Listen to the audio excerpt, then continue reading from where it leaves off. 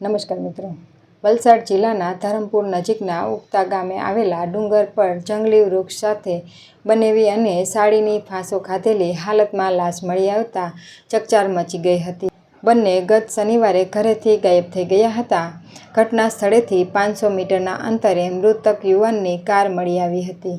એક સાથે બંનેએ કેમ આપઘાત કર્યો તે કારણ બહાર આવ્યું નથી, પણ બનેવી સાથે પ્રેમ પ્રકરણ વચ્ચે યુવતીની અન્ય કોઈ સાથે સગાઈ થઈ જતા અંતિમ પગલું ભર્યાનું અનુમાન લગાવાયું છે. પ્રાપ્ત અને પોલીસ પાસેથી મળતી વિગત મુજબ ધરમપુર તાલુકાના બામટી ગામે જલારામ ફળિયામાં રહેતા બાલુભાઈ પટેલની પુત્રી હિરલ ઉંમર વર્ષ 22 અને ખારવેલ ગામે મંદિર ફળિયામાં રહેતા મોટા જમાઈ જયદીપ ભગવાનભાઈ પટેલ ઉંમર વર્ષ 27 ગત તારીખ 15 ઓગસ્ટ 2026ના રોજ પોતપોતાના ઘરેથી ભેદી સંજોગોમાં ગાયબ થઈ ગયા હતા.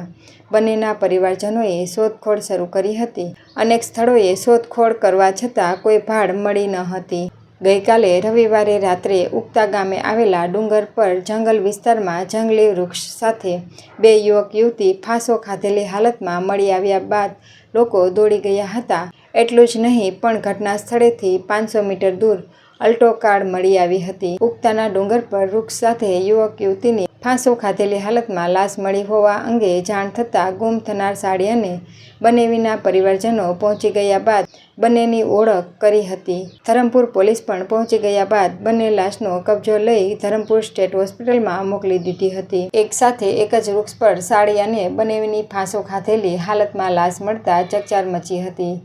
જો કે સાડી અને બનેવીએ કેમ આત્મહત્યા કરી તે અંગે કારણ બહાર આવ્યું ન હતું, પણ હિરલ અને બનેવી જયદીપ વચ્ચે પ્રેમ સંબંધ વચ્ચે હિરલની અન્ય યુવાન સાથે સગાઈ નક્કી કરાતા અંતિમ પગલું ભર્યું હોવાની ચર્ચા ઉઠી છે. જો કે પોલીસ તપાસ બાદ જ સાચું કારણ બહાર આવી શકશે.